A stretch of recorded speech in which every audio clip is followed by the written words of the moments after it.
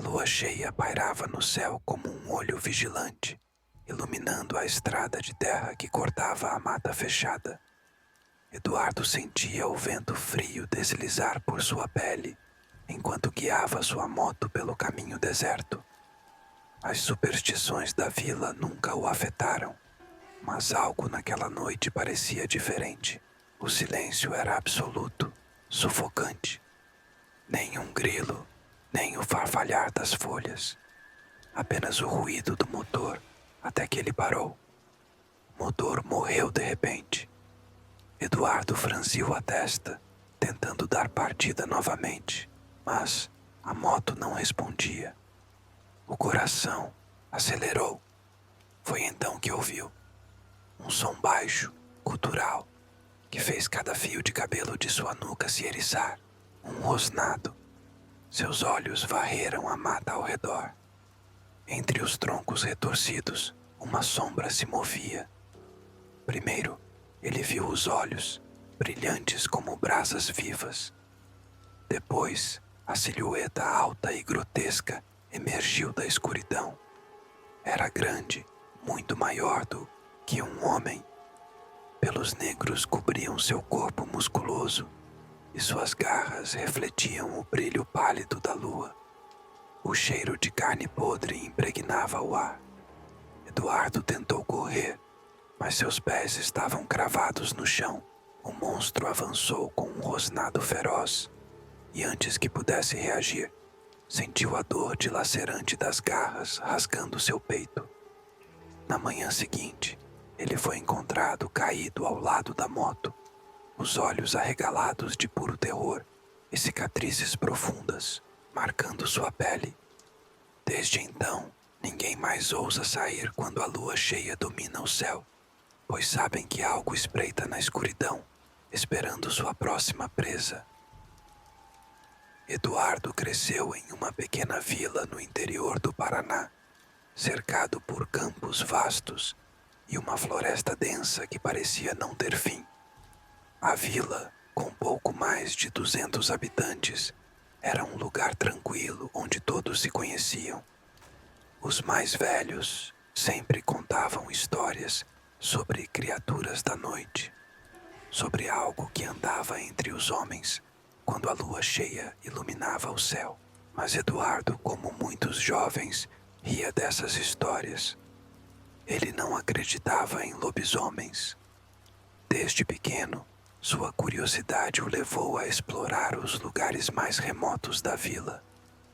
As ruínas de uma antiga igreja abandonada, a casa do velho Jeremias, o maluco da cidade, e, principalmente, a mata que cercava o vilarejo. Seus amigos diziam que ele era corajoso demais para o próprio bem. Talvez estivessem certos. Naquela noite, ele estava voltando de uma festa na casa de um amigo, alguns quilômetros distante da vila.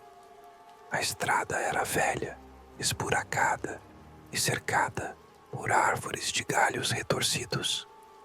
Eduardo conhecia aquele caminho como a palma da mão, mas naquela noite tudo parecia diferente. O ar estava pesado, carregado de um cheiro úmido e ferroso.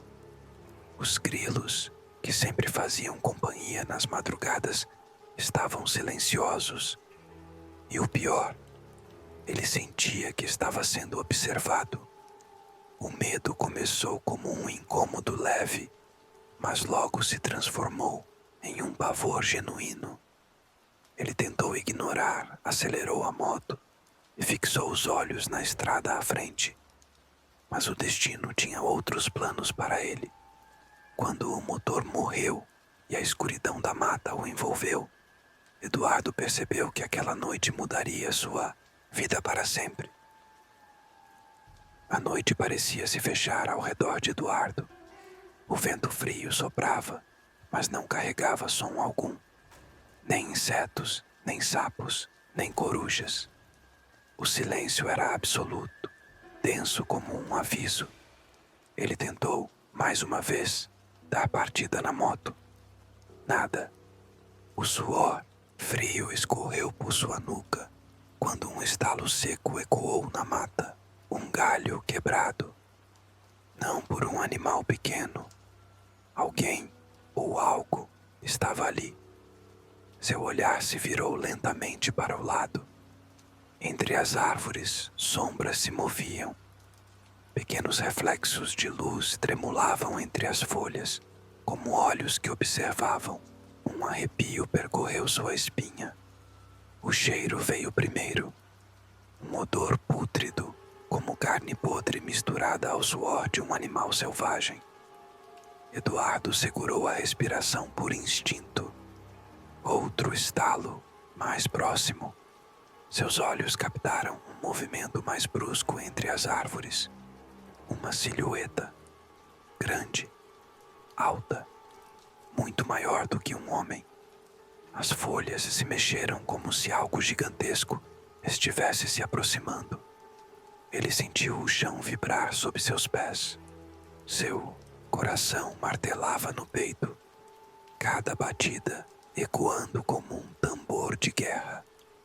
O instinto gritava para correr, mas suas pernas estavam presas ao chão. Ele piscou e, quando abriu os olhos novamente, viu, entre as sombras, um par de olhos vermelhos brilhava na escuridão, fixos nele, e então um rosnado, longo, profundo e cheio de fome.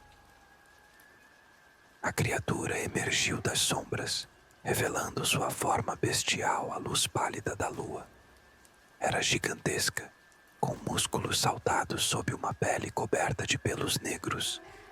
Suas garras eram longas como lâminas, e a mandíbula, deformada, se abriu para revelar presas afiadas que brilhavam com saliva. Eduardo tropeçou para trás, tentando se afastar, mas seus pés pareciam fincados ao chão. O cheiro de carne podre e sangue empesteava o ar. O lobisomem avançou um passo, curvando-se como um predador prestes a atacar. Num impulso de desespero, Eduardo pegou uma pedra ao seu lado e a lançou contra a criatura. O impacto foi insignificante. O monstro rosnou irritado e, em um movimento veloz demais para ser humano, avançou.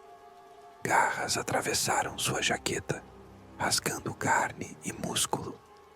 A dor foi lancinante, queimando como fogo sob a pele.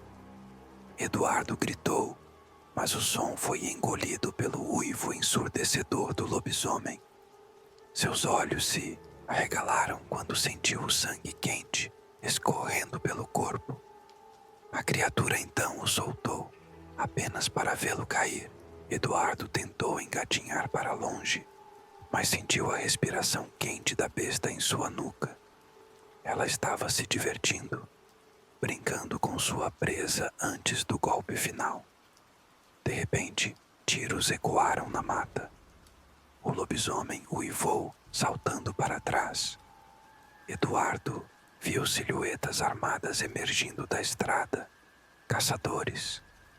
O monstro se virou para eles, soltando um rugido feroz, antes de disparar em um salto para dentro da escuridão. A última coisa que Eduardo viu, antes de desmaiar, foram os olhos vermelhos, desaparecendo na noite.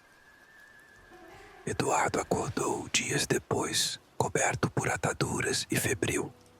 Sobreviveu, mas nunca mais foi o mesmo. As cicatrizes no corpo eram profundas, mas as da mente incuráveis. Ele sabia o que viu, sabia que aquilo não era humano, mas ninguém mais acreditava. Desde então, nunca mais houve relatos sobre a criatura. Mas nas noites de lua cheia, Eduardo sente algo o observando, algo que ainda o quer. Ele escuta os rosnados na escuridão e sabe que um dia, quando estiver sozinho outra vez, o monstro voltará para terminar o que começou. A estrada de terra cortava a Serra Negra como uma cicatriz na pele da mata fechada. O vento frio soprava entre as árvores retorcidas, carregando um cheiro de podridão e terra molhada. Renato acelerava sua velha moto, os faróis mal iluminando o caminho sinuoso. Era tarde e ele sabia que não devia estar ali sozinho. Os mais velhos sempre diziam para evitar a estrada da serra depois da meia-noite. Ele riu para si mesmo, chamando de bobagem as histórias de lobisomem que seu avô contava, mas o riso morreu quando um uivo rasgou a noite. O som não era de um lobo, nem de um cachorro. Era algo mais profundo, gutural, um som que gelou seu sangue. O motor falhou. A moto morreu. Apenas o som do vento e das folhas dançando na escuridão permaneceu. Renato olhou ao redor, sentindo uma presença invisível apertar o ar ao seu redor. Então, viu. Duas luzes vermelhas o observavam da borda da floresta. Não eram faróis, eram olhos, grandes, brilhantes, famintos. Apenas uma fera. Ele tentou se convencer, mas a fera se moveu. E quando saiu das sombras, Renato percebeu que aquilo não era um animal qualquer. Era algo muito pior. Renato era um jovem de 24 anos, criado no interior de Minas Gerais, onde as lendas corriam soltas entre os mais velhos. Seu avô, um homem de voz rouca e olhar profundo, sempre alertava sobre as criaturas que vagavam pelas serras nas noites de lua cheia. Não é folclore, menino. Eu vi e rezo para você nunca ver. Mas Renato nunca levou isso a sério até aquela noite. Era uma viagem simples, apenas um atalho para chegar à cidade vizinha. A estrada pela Serra Negra era evitada por muitos, mas ele não temia mato e escuridão. Com um capacete na cabeça e um motor entre as pernas, se sentia invencível. Agora, sozinho no meio do nada, sem luz e sem escape, ele começava a entender os avisos do avô. O ar ficou mais pesado. O som dos grilos silenciou. Renato sentiu o suor escorrer pela nuca, mesmo com o frio cortante da serra. A criatura deu um passo para a frente. A luz fraca da lua revelou uma silhueta gigantesca, curvada, coberta por pelos escuros. O focinho longo tremia ao farejar o ar. Os olhos vermelhos brilhavam como brasas na noite. Renato tentava engolir o medo, mas suas mãos tremiam ao tentar ligar a moto. Nada. O motor insistia em não pegar. Então, o lobisomem rosnou. Sem opção, Renato correu. Suas botas afundavam na terra fofa. Seu coração batia contra o peito como um tambor de guerra. O rosnado virou um urro monstruoso, seguido por galhos se quebrando. A fera estava vindo. Ele tropeçou. O impacto no chão lhe tirou o ar, e antes que pudesse se levantar, sentiu um peso esmagador em suas costas. Garras afiadas rasgaram sua jaqueta de couro como papel. Um bafo quente e fétido envolveu sua nuca. Era o fim. Mas então, tiros. O lobisomem uivou de dor. Renato rolou para o lado e viu um grupo de homens armados, lanternas tremendo, enquanto disparavam contra a criatura. O monstro urrou e recuou, saltando para dentro da mata. Sombras se moveram freneticamente entre as árvores, antes que tudo ficasse em silêncio outra vez. Renato acordou em um hospital, o corpo coberto por curativos. Foi um urso, disseram os médicos. Mas os olhos dos caçadores que o resgataram diziam outra coisa. Ele voltou para casa, mas nunca mais foi o mesmo. Durante as noites de lua cheia, algo dentro dele mudava. O sono vinha acompanhado de sonhos violentos, onde ele corria na floresta e caçava no escuro.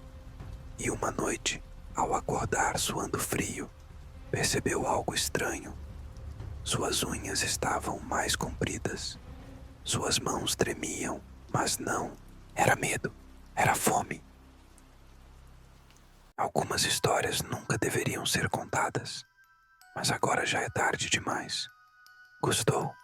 Deixe seu like e me conte nos comentários o que você faria nessa situação.